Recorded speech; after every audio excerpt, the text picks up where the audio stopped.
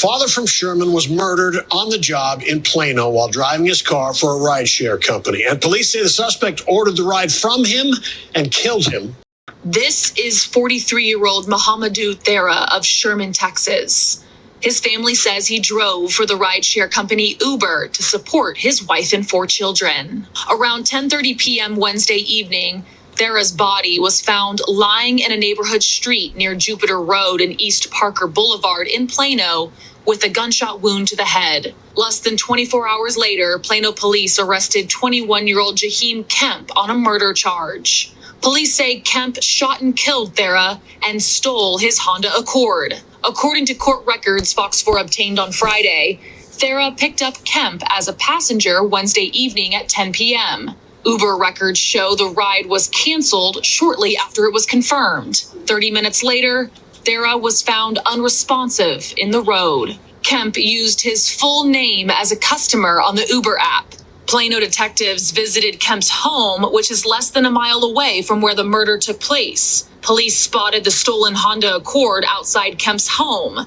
While officers were staking out the house, they watched Kemp leave in the Accord. Kemp was pulled over for a traffic stop and taken into custody. Police say Kemp was in possession of a handgun that matched the single shell lying next to Thera.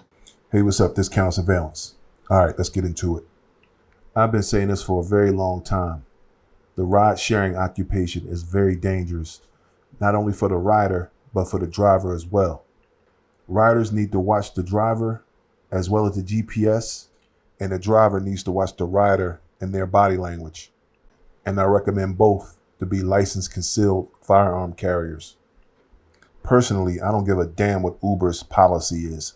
As a driver, your life is more important. You need to make it back home to your family.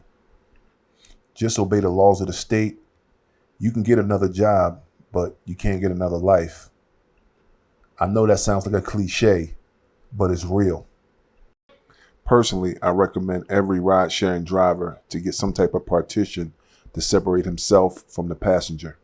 It will protect you from this. Here's an Uber driver who takes the time before every shift to install his partition. I commend him for taking the time out every day to do this. It's definitely a potential life-saving precaution. This partition here can withstand a significant amount of force.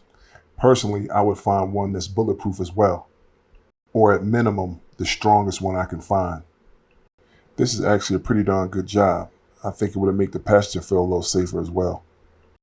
The next thing I recommend, and this may sound crazy, but I believe all drivers should wear some type of bulletproof vest.